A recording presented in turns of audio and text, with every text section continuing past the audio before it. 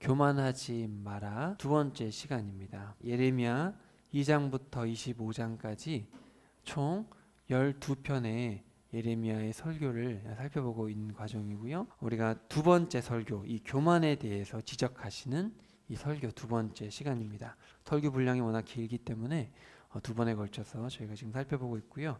오늘은 5장부터 6장에 이르는 내용들을 지난 시간에 이어서 살펴보도록 하겠습니다. 지난 시간에 3장과 4장 그리고 6장 끝을 살펴봤습니다. 하나님께서 돌아오라 그렇게 말씀하지 않았습니까? 기억나십니까? 남유다를 혼내는데 갑자기 100년 전에 멸망했던 북이스라엘 얘기를 하면서 북이스라엘아 돌아오라. 솔직히 따져보니까 남유다 니네들은 너무 나쁘다. 오히려 멸망시켰던 북이스라엘에게 내가 미안할 정도다. 이런 얘기를 하시죠. 오히려 북이스라엘이 낫다 이놈들아. 이제 그렇게 서운한 이야기를 하십니다. 얼마나 남유다가 악했으면. 기억나시죠? 이제 그런 얘기하면서 제발 북이스라엘아 돌아와라 이렇게 하면서 남유다 너희들은 땅을 갈아엎어야 된다. 그냥 새로 해라. 너희들 지금 계속 가시밭에 뿌리고 있는데 너네 잘못된 길로 가고 있는데 다시 해라. 그냥 이렇게 강력하게 명령을 하시지만 우리가 살펴봤듯이 맨 끝에 가면 이 설교의 끝에 가면 희망이 없습니다. 하나님 이들은 희망이 없습니다. 그래서 하나님께서 버리시는 장면이 이 설교 끝에 나오고 바벨론을 통해서 심판할 수밖에 없는 그 하나님의 아픈 마음들을 우리가 살펴봤지요. 오늘 살펴볼 내용은 바로 이제 좀 안으로 들어가서 똑같이 책망과 심판이 계속 반복되는 그런 이 설교문에서 오늘은 특별히 책망을 다루는데 뭘 책망하시냐면 너희들이 법을 모른다는 거예요. 법. 하나님의 말씀. 너희들이 율법에 무지하다. 이제 이런 얘기를 하시게 되고요. 그리고 핵심부에서 뭐를 찌르냐면 너희들이 하나님의 말씀을 모르기 때문에 하나님을 두려워하지 않는다. 그래서 너희들이 교만한 것이다. 이제 그렇게 이야기를 하십니다. 하나님을 두려워함이 너에게 없다. 자, 그게 오늘의 핵심입니다. 그래서 여러분 오늘 함께 이 5장과 6장의 말씀을 보면서 과연 나는 하나님을 정말 두려워하는가? 이 세상 모든 만물을 창조하시고 그분이 우리 모든 것에 소유 주시고 또 그분은 나중에 장차 불같이 심판하실 그분을 내가 정말 두려워하고 있는가? 내 부모가, 내 자녀가 정말 이 창조주, 심판주이시고 이 모든 것의 소유주이신 바로 그 주님을 두려워하고 있는지를 좀 돌아볼 수 있는 시간이 되면 좋겠고요.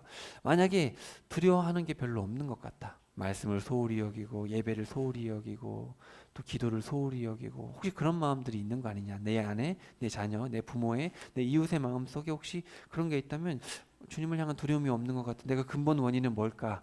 오늘 본문은 뭐라 그러냐면 하나님의 말씀을 모르기 때문에 두려워하지 않는 것이다. 저도 그런 것 같아요, 여러분. 제가 성경을 잘 모를 때 저도 목사 자녀로 컸지만 사실 잘 모르고 컸어요. 신학교 갈 때까지, 신학교 졸업할 때까지 잘 몰랐어요. 그냥 어느 정도만 아는 거죠. 들어서 그냥 하나님은 무서운 분이고 하나님은 두려워해야 될 분이라는 걸 머리로 알았는데 정말 피부로 내가 두려워했는가? 그렇진 않았던 것 같습니다. 근데 신학교에서조차 제가 성경을 잘 못 배우고 혼자 이건 아니다 싶어가지고 부단히 매달렸을 때 제가 성경을 열심히 읽다 보니까 주님께서 그때야 비로소 이 66권을 깨닫게 해주시고 바로 그때 제가 두려움을 알게 됩니다. 하나님의 사랑이 어마어마한 거구나. 이게 그냥 단순한 게 아니라는 걸 제가 그때 깨닫게 되었습니다.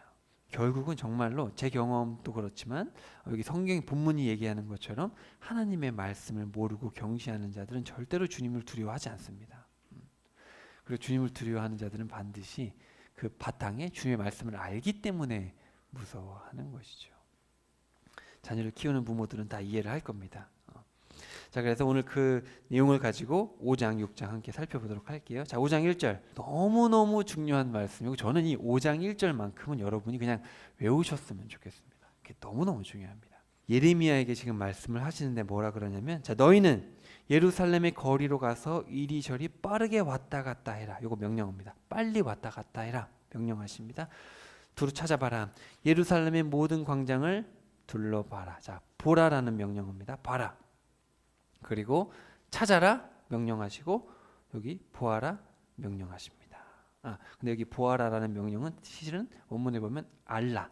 그래서 둘러보라, 찾아라, 보아라는 원문에 보면 보라, 알아라, 찾아봐라 이런 명령어로 되어 있습니다. 그래서 이게 보고 알아라 그리고 찾아라. 자, 뭘 찾으라는 얘기예요? 만일 너희가 여기 공의라고 번역했는데 원문의 정입니다. justice예요. 미슈파트입니다. 정의를 행하고 진리를 추구하는.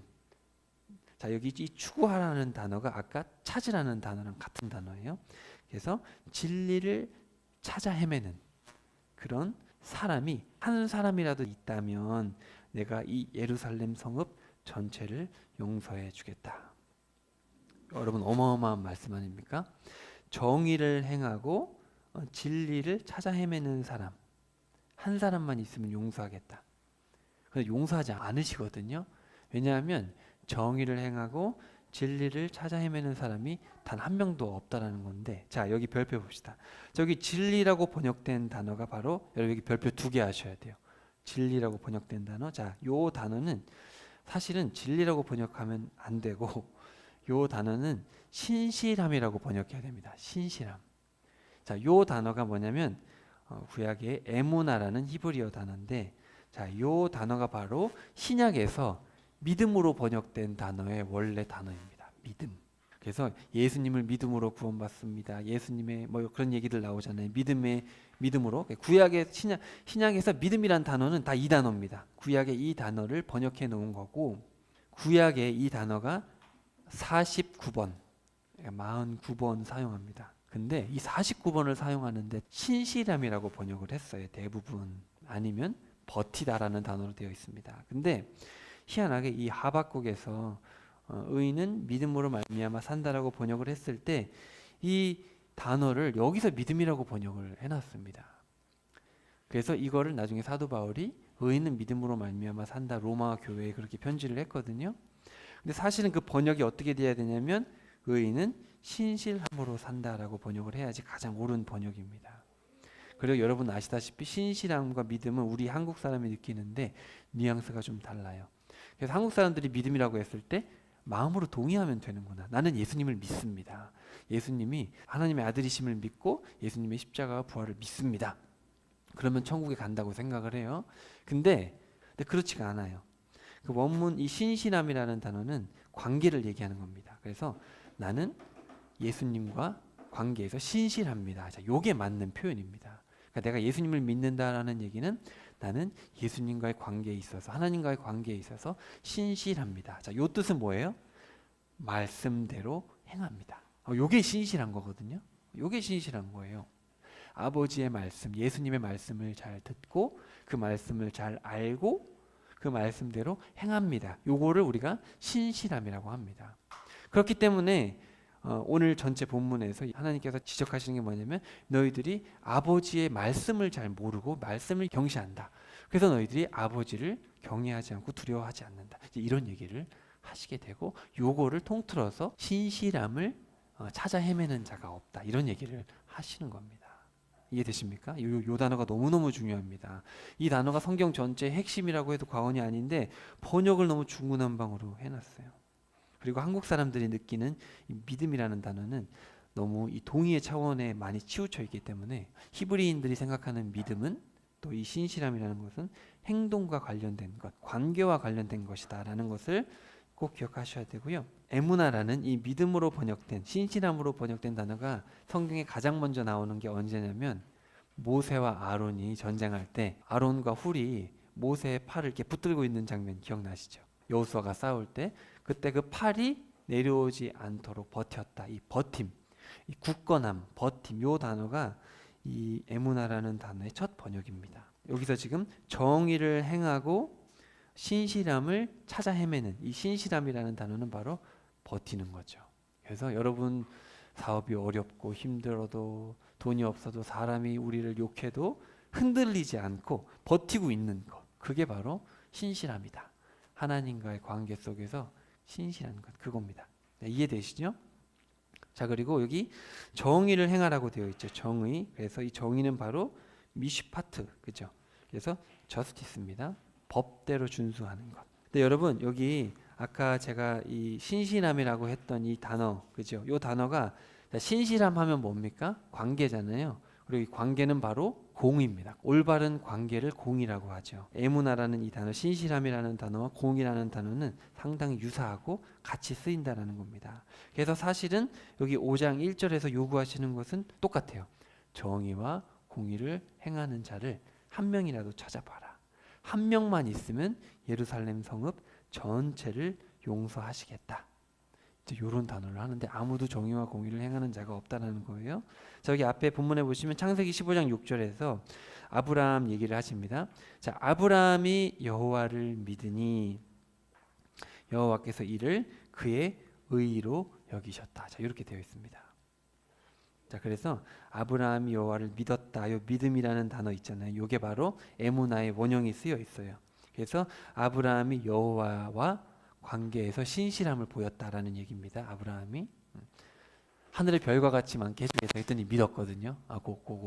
그 얘기를 하는 거예요. 그랬더니 여호와께서 이를 그의 공의, 그래서 네가 나와 올바른 관계로 들어왔구나, 이렇게 생각을 하신다라는 겁니다. 이해되시죠? 그래서 이 이야기를 하셨어요.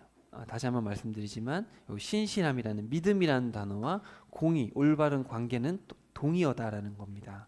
그래서 여러분이 나는 예수님을 믿습니다라고 했을 때 이것은 마음의 동의가 아니라 예수님과 하나님과 성령님과 올바른 관계 속에 있는지, 근데 그분의 말씀대로 살아가고 있고 그분의 말을 경청하는지, 그분을 두려워하고 있는지, 그런 아주 총체적인 얘기를 하고 있다라는 것이죠. 자, 이해되셨죠? 그래서 너무너무 중요한 단어라는 거. 자, 2절. 그들은 주님의 살아계심을 두고 맹세한다 하면서도 실상은 거짓 맹세를 일삼고 있습니다. 오 주여, 주께서는 정녕, 여기 진실이라고 또 번역을 했어요. 참 중구난방했는데 요 진실이라고 번역된 게 에무나입니다. 에무나 3절에 요 진실이라고 번역된 게 아까 신실함이랑 같은 단어예요. 그래서 찾고 계시는 것입니까? 저 3절에 요 말씀은 지적하면 여호와의 눈이 이 신실함을 찾지 못한다, 이렇게 얘기하고 있습니다. 주님의 눈이 신실함을 찾으실 수 없습니까? 이렇게 번역을 해야지 옳은 번역이에요. 주께서 이 백성을 내리치셨지만 그들은 조금도 아픔을 느끼지 않습니다. 주께서 그들을 멸망시키다시피 하셨지만 그들은 전혀 고치려 들지 않습니다. 그들은 여전히 바윗돌보다 더 굳은 마음으로 품고 회개하기를 거부했습니다. 그때 나는 이런 생각을 했다. 지금 예레미야가 하는 얘기예요. 참으로 이들은 비천하고 어리석을 뿐이구나. 그것은 그들이 주의 길을 알지 못하고 자기들의 하나님이신 주의 법조차 알지 못하기 때문이다. 자, 여기 법이라고 번역된 단어가 미시파트입니다. 아까 정의를 행하고 신실함을 찾아 헤맨다 그랬잖아요. 그 정의라는 단어가 요 정의조차예요. 그래서 주의 정의조차, 주의 법조차. 그래서 이 미시파트라는 단어는 정의고 여기는 법을 지키는 것이고, 법을 지키지 않으면 심판을 당하기 때문에 심판의 개념도 들어 있습니다. 그래서 이 미시파트라는 단어는 심판으로 번역되기도 하고 또 법으로 번역되기도 하고 정의로도 번역되기도 하는 이 세 가지 단어. 이해되셨죠? 그래서 아까 했던 말을 여기서 하시는 거죠. 이들은 하나님의 정의를 알지 못한다. 하나님의 심판, 하나님의 법을 알지 못한다. 그렇기 때문이다. 그러므로 이제 내가 그들의 지도자들을 찾아가서 주의 말씀을 전달해야겠다. 그들은 주의 말씀을 제대로 알아듣고 하나님의 법도 깨달아 알고 있겠지. 그렇게 생각을 한 거예요, 예레미야가. 지도자들은 알고 있겠지. 그러나 그들도 역시 주의 말씀의 멍에를 부러뜨리고 하나님의 법의 결박을 끊어버린 자들이었다. 지도자들도 마찬가지였다는 것이죠. 그러니 그 백성이 어찌 하나님의 징벌을 피할 수 있으랴. 숲속에서 사자가 뛰쳐나와 그들을 공격할 것이고 사막의 늑대가 달려들어 그들을 죽일 것이며 표범이 성읍 입구를 지키면서 몰래 숨어 있다가 누구든지 성 밖으로 나오기만 하면 덤벼들어 찢어 죽일 것이다. 그것은 이 백성이 저지른 죄가 수없이 많고 주님을 거스른 이 백성의 배반 행위가 아주 심각하기 때문이다. 자, 이 배반 행위, 우리 지난 시간에 기억나죠? 여기에 쓰인 단어는 등을 돌렸다라는 단어예요. 그래서 배반 행위가 심각하기 때문이다. 예루살렘아, 내가 어찌 너를 용서할 수 있겠느냐? 네 자녀들은 나를 버리고 떠나서 신도 아닌 목석의 우상에게 맹세하였다. 내가 그들을 배불리 먹여 놓았더니 그들은 간음을 행했고 창녀의 집을 들락거렸다. 그들은 살이 찌고 정욕이 활성한 수컷 말과 같아서 저마다 다른 사람의 아내를 탐내어 부르짖고 있다. 이런 광경을 보고서도 내가 어찌 그들을 징벌하지 않을 수 있겠느냐? 여호와의 신탁이다. 자, 거기 맨 끝에 나 주의 말이다라고 써 있는데 원문에 보면 이런 광경을 보고도 내가 어찌 그들을 징벌하지 않을 수 있겠느냐. 여호와의 신탁이다. 이렇게 써 있습니다. 그래서 여러분 제가 계속해서 강조하지만 네움 여호와의 신탁, 여호와의 엄중한 말씀이다. 그 단어가 이제 거기 써여 있거든요. 그래서 이 말은 되게 중요한 말이에요.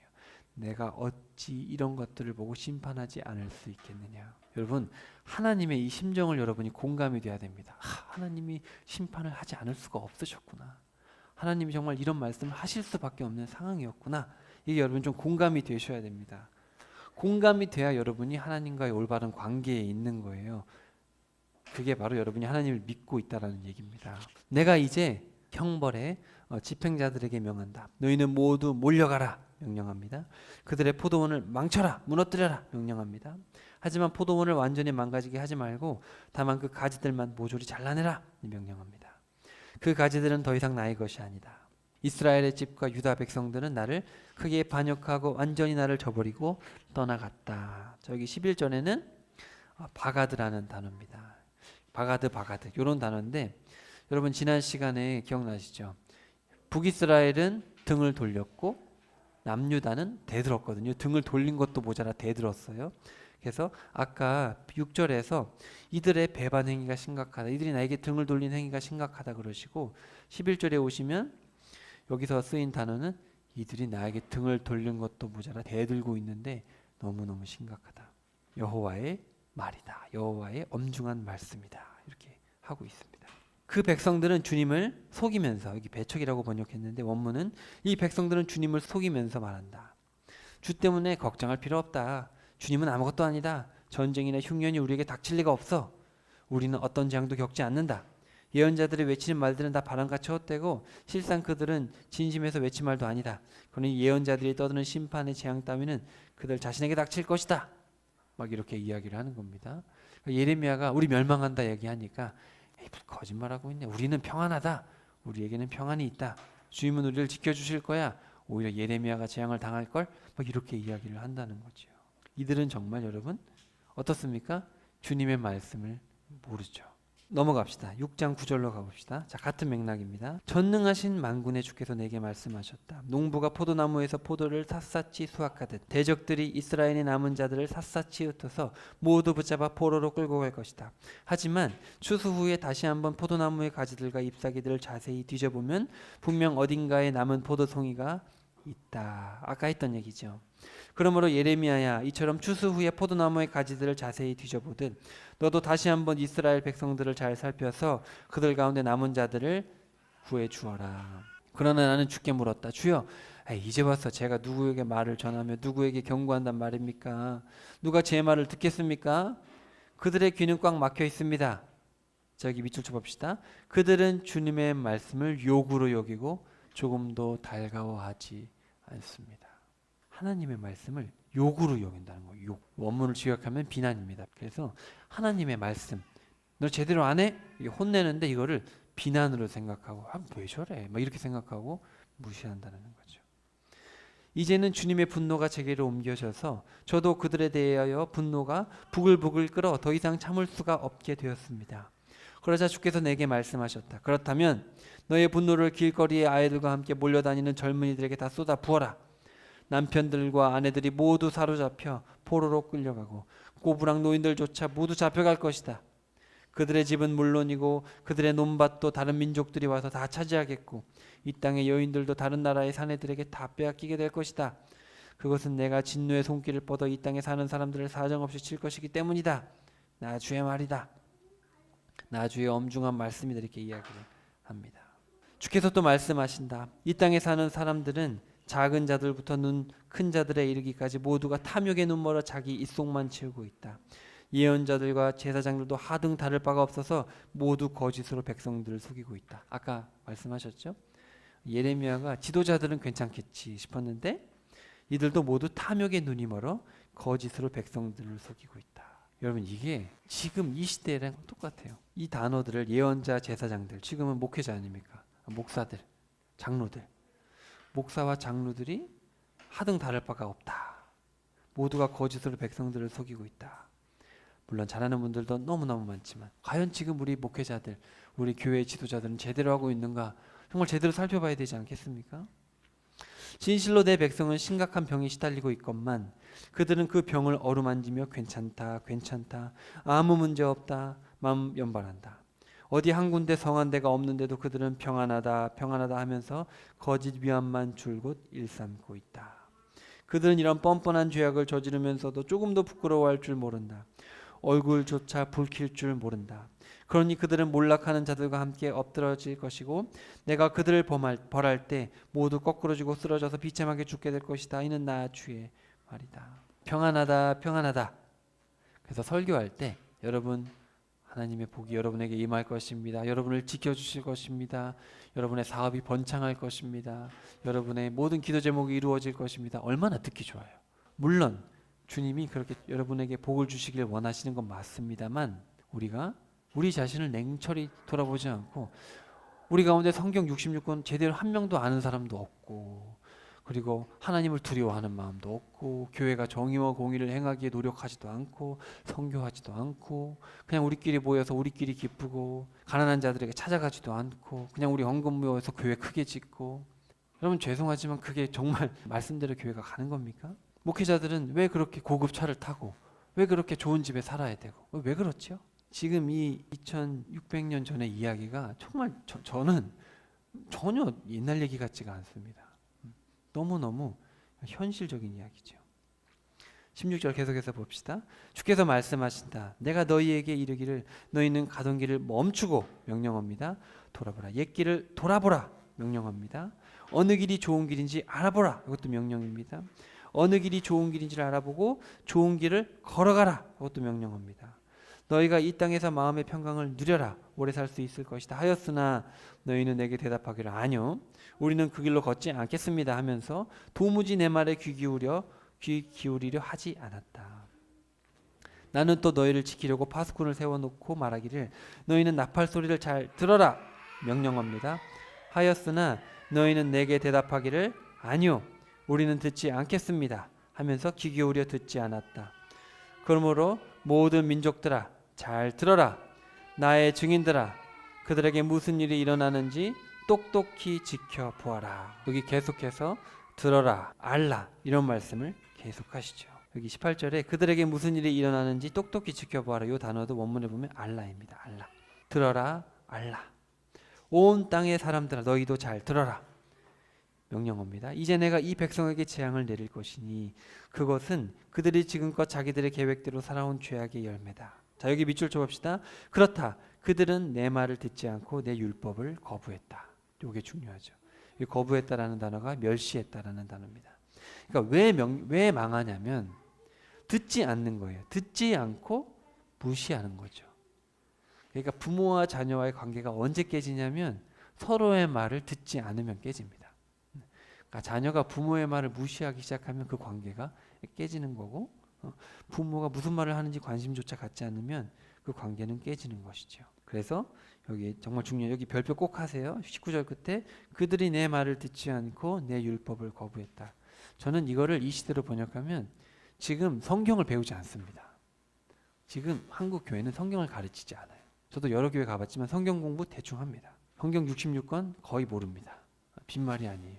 제 경험이 제 10년의 사역 경험인데 성도들이 성경을 거의 몰라요. 아는 거는 아브라함 이야기랑 예수님 복음서 이야기 몇 개랑 그 정도입니다. 계시록 거의 모릅니다.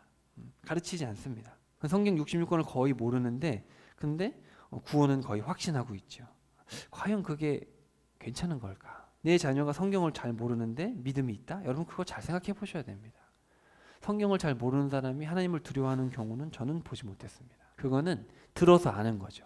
하나님을 두려워해야 된다고 아는 거지 아는 하나님에 대한 지식이 없으면 두려움이 생기지 않습니다.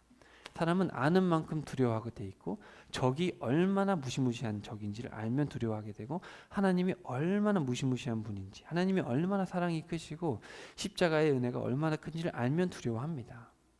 그리고 그분의 명령들을 잘 알면 두려움이 생기는데 성경 66권 거의 모르는데 하나님을 두려워한다? 죄송하지만 전 그건 믿지 않습니다. 그건 두려워하는 게 아니라 익숙해진 거죠. 특히 어릴 때부터 들었으니까. 진정한 두려움은 하나님의 말씀 앞에 섰을 때 두려움이 생기는 것이죠. 왜냐하면 그 결과에 대해서 분명히 아니까. 구약 내내 이런저런 말씀을 하셨고 심판이 똑같이 임했고 말씀대로 예수님이 오셨고 말씀대로 예수님이 종말에 심판하신다. 이 66권이 머리에 들어있으면 두려워하지 않을 수가 없죠. 그래서 여러분 정말 부탁드리는 것은 여러분의 형제, 자매, 또 여러분의 부모, 자녀, 자식들 성경을 잘 모른다. 여러분 신경 쓰셔야 됩니다. 하나님을 두려워할 리 없어요. 정말이에요. 잘 생각해 보셔야 돼요. 그냥 교회 그냥 주일에 다녔다, 주일에 갔다가 돌아오고 평상시의 삶이 일반인들과 다를 바 없다. 죄송하지만 그거는 신앙이 없는 겁니다. 그건 제가 확실하게 말씀드릴 수 있어요. 왜냐하면 종교성을 따지면 여러분 절대 유대인들을 따라갈 수 없습니다. 이 유대인들은 11조 밥 먹듯이 했어요. 그리고 금식 정말 밥 먹듯이 금식했습니다. 여러분들이 종교적인 열심으로 따지면 절대 유대인들을 따라갈 수 없어요. 근데 이 유대인들에 대한 주님의 평가는 독사의 자식이었거든요. 그렇기 때문에 여러분 정말 우리 자신의 신앙을 여러분 냉철하게 평가하셔야 됩니다. 여러분 우리가 목사이든 장로, 권사, 집사, 직분은 의미가 없어요. 직분으로 여러분 천국 가는 게 아닙니다. 내가 주님 앞에 1대1로 섰을 때 정말 66권에 기록된 말씀을 경외하고 부단히 읽고 주의 말씀에 순종하고 있는가로 평가를 받는 것입니다. 꼭 명심하시길 바랍니다. 자, 20절.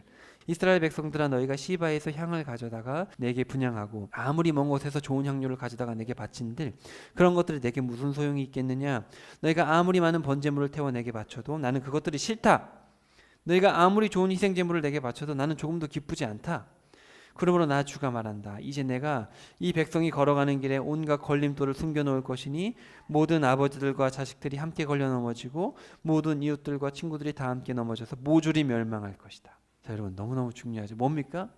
여러분이 아무리 종교 생활을 열심히 하고 교회 헌금 많이 하고 주일 성수해도 싫다라는 겁니다. 우리 주님은 싫으시대요. 내 말을 듣지 않고 그러니까 기록된 주님의 말씀을 싸그리 무시하고 관심도 없고 종교생활 열심히 하고 사업을 위해서 기도하고 물질 문제 해결해 달라고 기도하고 열심히 헌금 마치고 헌금 열심히 했으니까 주님 뭔가 있어야 되지 않겠습니까? 싫다라는 겁니다. 싫다. 이사야서에 보면 뭐라 그러냐면 역겹다. 못 받겠다. 여러분 제가 강하게 얘기하는 것 같지만 이 강한 게 아니죠. 지금 주님께서 이런 표현을 하시는 겁니다. 여러분 이거 우리가 새겨 들어야 됩니다. 이 설교를 듣는 뭐 온라인으로 들으시든 현장에서 들으시든 이건 신지수의 말이 아니고 여러분 지금 성경에서 하나님께서 하신 말씀이시죠. 주님은 싫다라는 겁니다. 그런 종교행위가 싫다라는 거예요. 주님은 올바른 관계를 원하시는 겁니다. 주의 말씀을 좀 잘 들어주고 여러분 이제 결혼 생활을 하지 않습니까? 저도 아내랑 의견이 잘 안 맞으면 말을 잘 들어서 잘 이해를 하고 해야 되는데 물론 대부분 제가 좀 부족하긴 한데 그러면 관계가 잘 틀어지기도 하고 그럽니다. 그러니까 정말 이 소통이라는 것 말을 주고받을 때 이게 얼마나 중요한지 몰라요. 남녀가 너무너무 다른데 잘 듣고 잘 상대방을 이해해 줘야 됩니다. 그게 안 되면 이벤트 아무리 해도 의미가 없는 거예요. 그렇죠? 마찬가지로 우리 주님과의 관계에서 여러분이 아무리 이벤트로 헌금 많이 하고 주일 성수하고 뭐 금식기도 40일 아무 의미가 없다라는 거예요. 관계가 틀어져 있으면 주의 말씀을 경청하지 않으면. 근데 여러분 주일에 설교 한번 듣는 걸로 여러분이 만족하면 안 됩니다. 정말 성경을 열심히 읽고 하나님의 마음을 파악하고 그렇게 해야죠. 그리고 두려워하고 주님을 두려워하고 그렇게 사실 수 있는 여러분 되시기를 간절히 축복합니다. 자, 그래서 이 단락 여기 5장과 이 6장의 단락에서 핵심이 되는 부분은 여기 앞에 제가 5장 4절과 6장 19절입니다. 다시 한번 볼게요. 자기들이 하나님이신 여호와의 법조차 알지 못한다. 내 말을 듣지 않고 내 율법 토라를 거부하였다. 내 율법을 거부하였다. 이 토라라는 건 모세오경을 얘기하는 거고 지금 저와 여러분에게는 66권을 이야기하는 겁니다. 자, 이렇게 강하게 얘기를 하셨어요. 그럼 어떻게 되겠습니까? 그렇기 때문에 결국은 심판을 받게 됩니다. 자, 5장 14절 돌아가서 그러므로 전능하신 만군의 주께서 내게 이렇게 말씀하셨다. 이 백성이 그런 악한 소리를 하고 있기 때문에 내가 이제 너의 입에 둔 나의 말로 불이 되게 하고 이 백성은 나무가 되게 할 것이다. 그래서 그 불이 그들을 모조리 태워버릴 것이다. 종교행위만 무성하고 말씀은 듣지 않고 평안하다 거짓 말만 하고 있으니까 주님께서는 악한 소리나 하고 있어서 불로 태워버릴 것이다. 너는 또 그 백성들에게 전하기를 이스라엘 백성들아 보라 내가 먼 곳에 사는 저 북방의 한 나라를 불러내어 너희를 치게 하겠다. 여호와의 말씀이다. 거기 원문에 써 있습니다. 여호와의 신탁이다. 내가 머나먼 곳에 사는 북방의 한 나라 바벨론을 데려와서 너희를 칠 것이다. 여호와의 엄중한 말씀이다. 그 나라는 오랜 역사를 지닌 아주 강하고 거친 족속으로 너희는 그 족속의 말을 전혀 알지 못하고 그들의 말을 해도 조금도 알아듣지 못할 것이다. 그들이 둘러맨 화살통은 너희를 죽음으로 이끌고 가는 열린 무덤과 같고 그들 모두는 하나같이 강인한 용사들이다. 그런 자들이 이 땅에 쳐들어와서 너희가 추수한 곡식과 저장한 양식을 다 집어삼킬 것이다.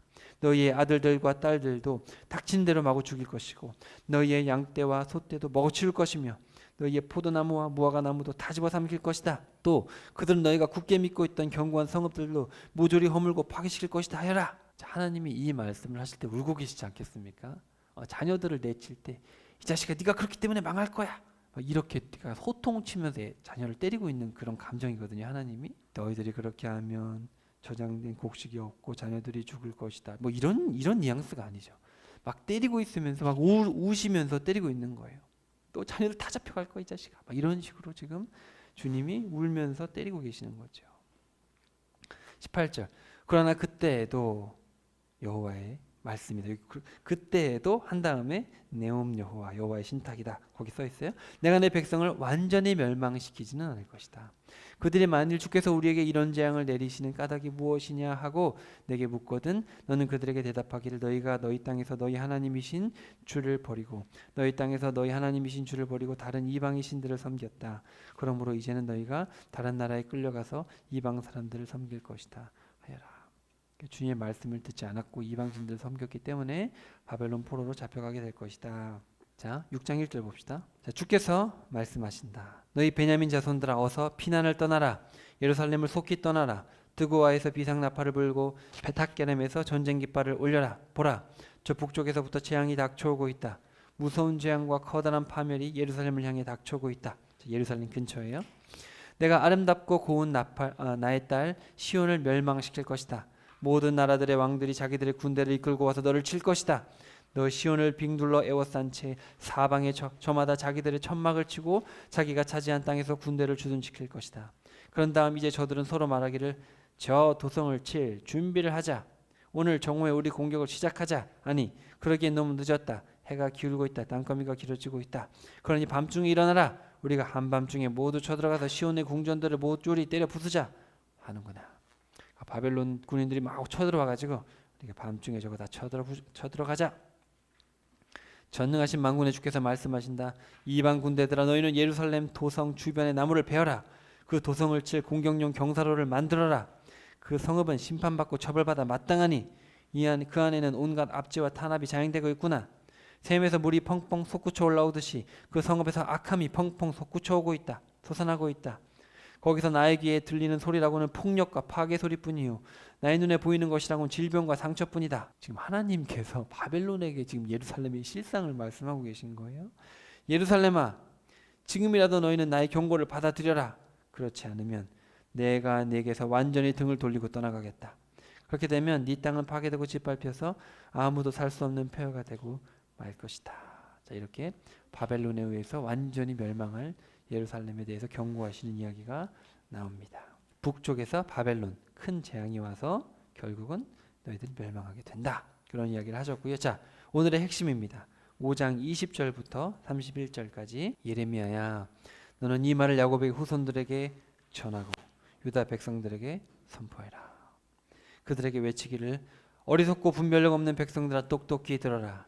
눈이 있어도 보지 못하고 귀가 있어도 듣지 못하는 백성들아 주의 말씀을 들어라. 자, 여기 별표합시다. 너희가 어찌하여 주를 두려워하지 않느냐. 여호와의 신탁이다. 그렇게 써 있습니다. 원문에 보면 너희가 어찌하여 주를 두려워하지 않느냐. 여호와의 신탁. 거기 써 있어요. 거기. 지금 여기 성경에 안 써 있지만 원문에 보면 그렇게 써 있습니다. 어찌하여 주를 두려워하여 그 앞에 떨지 않느냐. 진실로 주의 권능은 크시니 주께서 해안가에 모래를 두어 바다의 경계선을 정해 주셨다. 그래서 바다 물결이 그 경계를 영원히 범할 수 없고 아무리 큰 파도가 몰아쳐도 주께서 그으신 그 경계선을 넘어오지 못한다. 그런데도 너희는 고집센 마음과 거역하는 마음만 가득하여 주를 배반하고 멀리 떠나갔다. 그러니까 주님께서 파도가 모래 너머로 넘어오지 않게 이렇게 막아주시는 건데 주님께서 마음만 먹으면 모래 너머로 파도가 넘어오죠. 여러분 쓰나미 오면 어떻게 됩니까? 다 쓸려 없어집니다. 물의 위력이라는 게 어마어마하죠. 어찌하여 너희가 두려워하지 않느냐. 주님께서 경계선을 풀어버리시면 우린 끝장난다.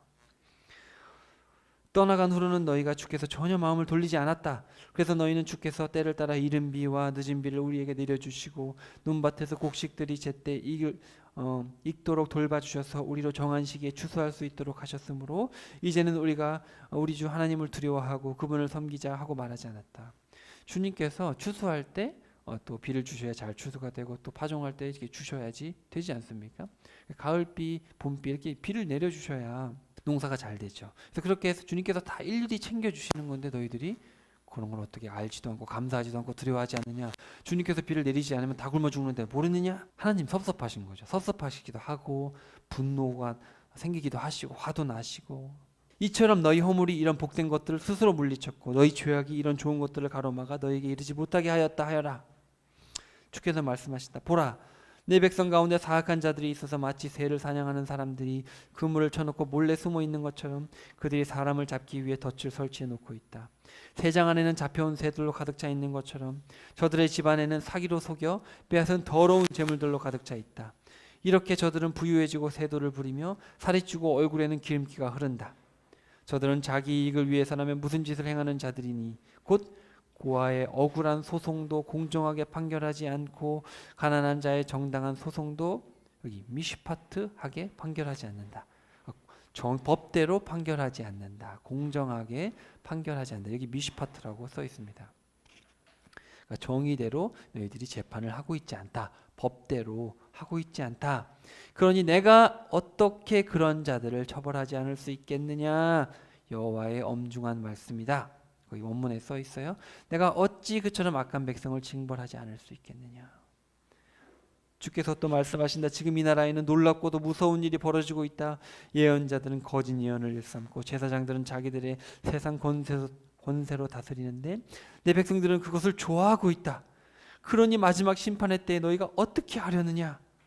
마지막에 네가 뭘 하려고 그러고 있느냐. 쉽게 말하면 아니 목사와 장로들이 자기 교회 키우려고 혈안이 돼 있어가지고 그냥 교회 부흥시켜서 돈 키우려고 하고 있는데 왜냐하면 당시 지도자들이 그랬거든요. 그러니까 예수님 시대 바리새인들도 자기들 돈에 관심이 많았기 때문에 모든 종교 행사들을 그렇게 만들어냈던 겁니다.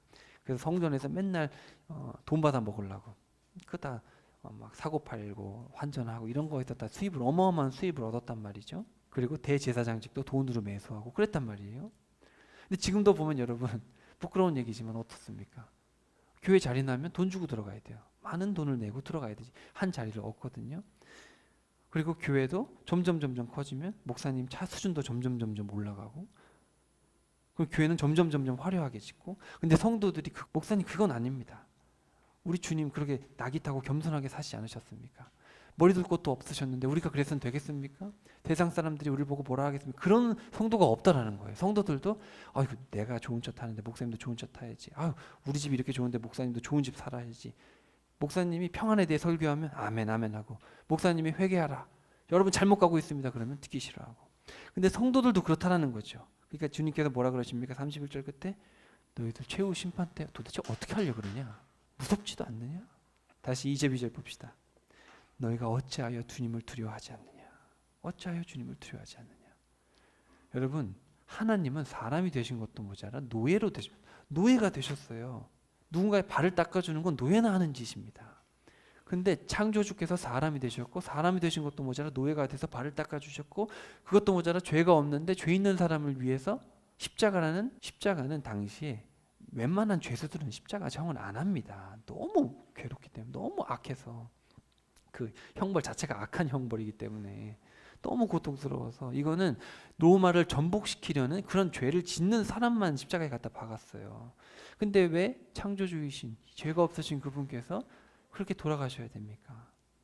근데 우리가 그 예수님의 길을 따르지는 못할지언정 예수님의 이름을 빙자해서 우리의 부귀영화를 누리겠다, 우리의 사업 수완으로 삼겠다, 돌이킬 수 없는 심판을 자초하는 일입니다.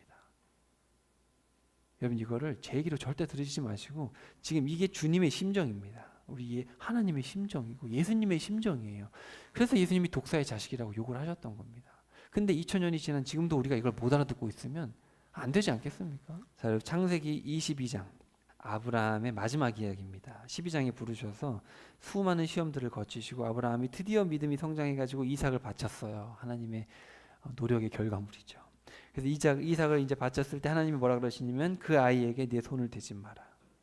그에게 아무 일도 하지 마라. 네가 네 아들 독자까지도 내게 아끼지 아니하였으니 내가 이제야 네가 하나님을 경외하는 줄 아노라. 자, 요 단어가 처음으로 하나님을 경외한다는 말로 쓰인 게 바로 요 야레, 경외하는 줄 알았다. 요 단어가 바로 오늘 5장 22절에 써 있는 네가 어찌하여 주를 야레하지 않느냐, 경외하지 않느냐. 그리고 여기 여러분 잘 보세요. 자, 네가 독자까지 아끼지 아니했다. 자, 여러분 우리 하나님께서 여러분을 위해서 독자를 아끼지 아니하셨습니다. 여러분을 살리시기 위해서 독자를 버리셨어요. 여러분이 예수님 사랑한다고 하면서 하나님을 두려워하지 않으면 이거 문제가 심각합니다. 이 심판은 돌이킬 수가 없어요. 예수님 재림하실 때 그 심판은 무시무시한데 여러분이 제대로 안 믿으면 이 돌이킬 수 없습니다. 지금이야 뭐 여러분 아직 예수님 재림 안 하셔서 뭐 대충 믿어서 뭐 천국 가겠지라고 생각할 수 있지만 그날이 오면 돌이킬 수 없습니다. 그러니까 빨리 예수님 언제 오실지 모르기 때문에 지금 1차적으로는 여러분 개인이에요. 여러분 자녀가 천국 가서 여러분이 못 가면 안 되니까 1차는 나 자신의 신앙을 여러분 돌아보시고 두 번째는 내게 주신 자녀들, 그 다음에 내 부모, 그 다음에 이웃, 형제, 자매들, 그렇게 봐야 됩니다. 여러분 너무너무 중요해요. 이거는 영원한 생명과 관련된 겁니다. 저는 지금 여러분의 생명을 위해서 얘기하고 있는 겁니다. 이 하나님의 말씀이 여러분 잘 깨달아지실 수 있기를 간절히 축복합니다. 자, 말씀을 정리하겠습니다. 자, 오늘 5장부터 6장 초반부까지 해서 이렇게 말씀을 살펴봤고요. 세 가지로 정리해서 함께 마음에 새기고 기도하기를 원합니다. 첫 번째는 기록된 말씀을 여러분 잘 아셔야 됩니다. 기록된 말씀. 하나님이 물론 지금도 세미한 음성으로 성령의 감동을 주실 수 있습니다. 그렇지만 잠언에 보면 뭐라 그러냐면 율법을 보지 않고 하는 기도는 가증하다 그랬습니다. 가증하다. 여러분 왜 가증합니까? 부모의 말을 듣지 않고 부모에게 뭔가를 자꾸 요구하는 사람들 가증하죠. 그러니까 여러분 자녀가 부모의 말은 듣지는 않는데 뭐 해달라 계속 말만 하는 거예요. 듣기 싫잖아요. 똑같아요. 하나님도 율법을 무시하는, 쉽게 말하면 이미 기록된 말씀, 아버지께서 우리에게 주신 말씀을 무시하고 기도만 열심히 한다? 죄송하지만 가증하다 그러셨습니다. 하나님의 말씀을 붙들고 이런 말씀을 주셨는데 제가 이 말씀대로 살기가 어렵습니다. 도와주십시오. 그게 기도 아닙니까? 주님의 말 뜻을 알고 싶습니다. 알려주십시오. 그게 기도죠. 하늘의 뜻이 이 땅에 이루어지기를 원합니다. 그러니까 하도 기도를 기복적으로 하니까 예수님께서 오셔가지고 너희 기도 그렇게 하면 안 된다. 그런 거 이방인들이 하는 거니까 그렇게 뭐 먹고 그런 거 하지 마라. 하지 말고 너희들 이렇게 기도해라. 그렇게 말씀하신 거 기억나시죠? 너무너무 중요해요. 그래서 여러분 1차적으로 우리가 하나님의 말씀, 과거에 기록되었지만 지금도 역사하시고 미래에 성취될 이 하나님의 말씀을 여러분 잘 경청하시고 잘 알아야 된다. 꼭 그렇게 하실 수 있기를 바랍니다. 자, 두 번째는 우리의 삶에 정의와 공의가 있어야 됩니다. 아까 기억나시죠? 예루살렘 거리를 빨리 다녀서 누구를 찾으라 그랬어요? 정의를 행하고 신실함을 찾아 헤매는 자. 쉽게 말하면 공의, 올바른 관계를 찾아 헤매는 자.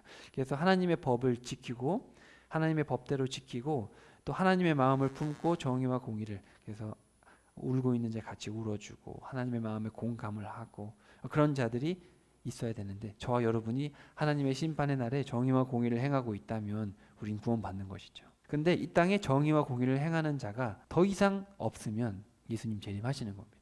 그러니까 이제 이미 구원받은 자들 외에 더 이상 돌아올 만한, 더 이상 정의와 공의를 행하며 주님께 돌아올 자가 더 이상 없는 그때가 되면 재림하십니다. 그럼 끝이에요. 아직은 정의와 공의를 행하는 자가 있고 행할 주님의 택한 백성들이 있기 때문에 재림하시지 않는 것이죠. 자, 세 번째로는 악인은 반드시 심판하신다. 심판은 반드시 있습니다. 그리고 정의와 공의를 행하지 않는 자, 하나님의 말씀을 무시하는 자는 다 악인입니다. 교회에 다녀도 악인이에요. 교회 다닌다고 의인이 아닙니다. 의인이 되기 위해서는 주님께 의롭다고 인정을 받아야 되는데 주님께 의롭다고 인정을 받기 위해서는 어떻게 해야 되냐면 주님을 경외해야죠. 그리고 올바른 관계 속에 들어가야 되는데 그러기 위해서는 주님의 말씀을 잘 알고 또 주님의 말씀이 요구하는 바 정의와 공의를 행하는 삶을 살아가고 있어야 됩니다. 그리고 이런 자가 구원받는 게 아니고 구원받은 자들은 그런 삶을 삽니다. 왜냐하면 은혜가 먼저이기 때문에 정말 그분의 은혜를 깨달은 자들은 그런 삶을 살고 있는 것이죠. 그래서 세 가지. 자, 교만하지 말라는 말씀으로, 자, 교만한 자들은 말씀을 안 듣고, 교만한 자들은 정의와 공의를 행하지 않고, 교만한 자들은 심판을 두려워하지 않습니다. 그렇죠? 그래서 저와 여러분은 주님 앞에서 교만하지 않으려면 어떻게 되냐? 말씀을 잘 듣고 잘 알아야 되고, 일상에서 정의와 공의를 행하시고 끝까지 악인을 심판하신다는 것을 알고 두려운 마음으로 살아가시면 되겠습니다. 새롭게 다가오는 또 한 주간, 우리가 이제 한 주간 살고 또 두 번째 주간을 우리가 2023년 살아갈 텐데 정말 오늘 주신 말씀대로 살아가실 수 있기를 간절히 축복합니다. 여러분의 가정과 여러분의 직장과 여러분의 삶의 모든 자리에서 말씀대로 기도하면서 주님 붙들고 끝까지 믿음의 경주를 다하시는 여러분 되시기를 주님의 이름으로 간절히 축복합니다.